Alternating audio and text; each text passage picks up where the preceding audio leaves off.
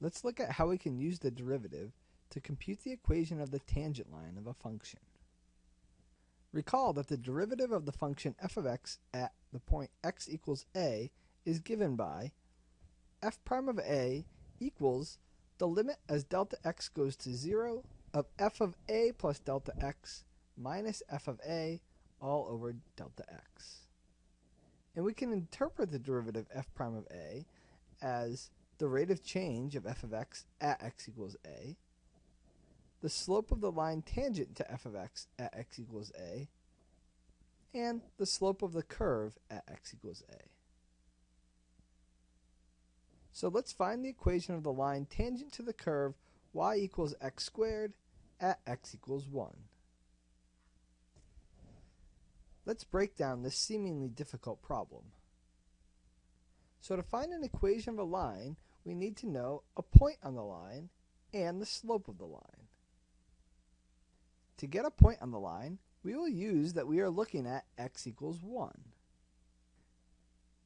To find the slope of the line, we'll use the fact that we are looking for a tangent line, and the slope of the tangent line to f of x at x equals a is given by the derivative.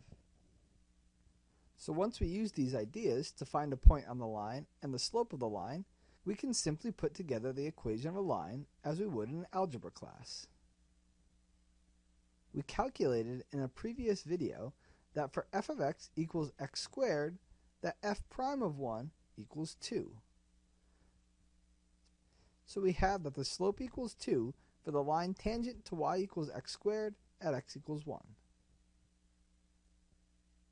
Now we will use the fact that the tangent line touches the curve at one point, when x equals 1. But to know the point, we need to have the x equals 1, but we also need the y value. To get the y value, we simply evaluate our function, y equals x squared, at x equals 1, to get y equals 1 squared, which is also 1. So we have the point 1, 1.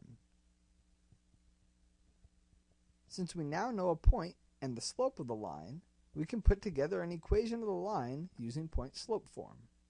And it is y minus 1, the y value of our point, equals 2, our slope, times x minus 1, the x value of our point. If we wish to solve for y and put this in slope-intercept form, we get that y equals 2x minus 1. If we return to our graph of y equals x squared with its tangent line, we see that we use the fact that the point 1, 1 is on both the curve and the tangent line. We wanted to find a point on the tangent line, but only had the equation for the curve. So we used the equation of the curve to find the y value of our point.